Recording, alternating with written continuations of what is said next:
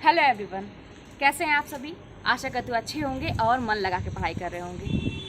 तो देखिए, अपने पैरों पे खड़े होना उतना ही ज़रूरी है जितना एक तरह से समझिए कि हमें ज़िंदा रहने के लिए खाना खाना ज़रूरी है, हवा ज़रूरी है सांस लेने के लिए, और पानी ज़रूरी है अपने प्यास बुझाने के लिए।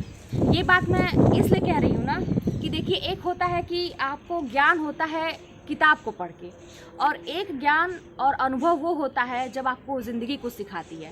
तो मैंने अपने जीवन में बहुत कुछ ऐसा अनुभव किया है, और तब मैं एक निष्कर्ष पे पहुंची कि भाई अपने पैरों पे खड़ा होना बहुत ज़रूरी है। आपके पास सब कुछ रहेगा, आप बहुत ही गुणवती हैं, आप बहुत ही कहा जाए कि रूपवती हैं, आपके अंदर तमाम अच्छाइयाँ भरी हुई हैं, लेकिन अगर आप अपने पैरों पे नहीं खड़े हैं तो मान के चलिए ना कि कहीं भी समाज में कोई आपका एक स्थान ऐसा नहीं बनेगा कि लोग आपको इज्जत दें।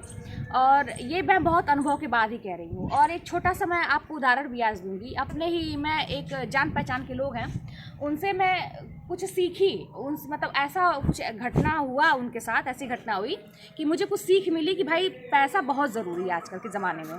और वो क्या है कि जैसे मेरे एक रिलेशन में है और उनके 3 लड़के थे, और कहने के लिए कि बड़ा वाला लड़का गवर्नमेंट जॉब में है, बाकी 2 लड़के जो है वो जॉब नहीं करते हैं।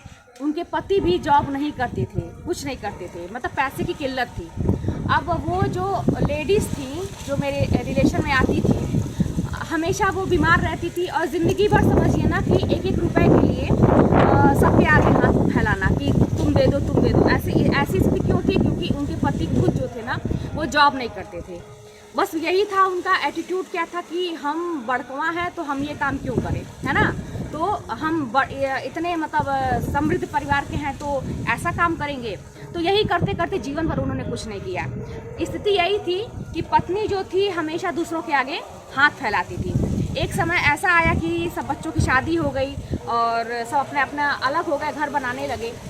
माता जी जो इनकी थी वो बीमार हुई, है ना। और बीमारी भी क्यों हुई? क्योंकि भाई आप देखिए, पैसों की ज़रूरत तब समझ में आती है ना कि जब आप बीमार होते हैं और आपको अस्पतालों के चक्कर लगाने पड़ते हैं, तब आपको लगेगा ना कि हर समय सब लोग खड़े होते हैं साथ, लेकिन कभी कभी ऐसा समय आता है ना कि कोई साथ नहीं देता है। तो जब वो बीमार पड़ी ना, अस्पताल जाने लगी, तो फिर वही बात हुई, पैसे की किल्लत।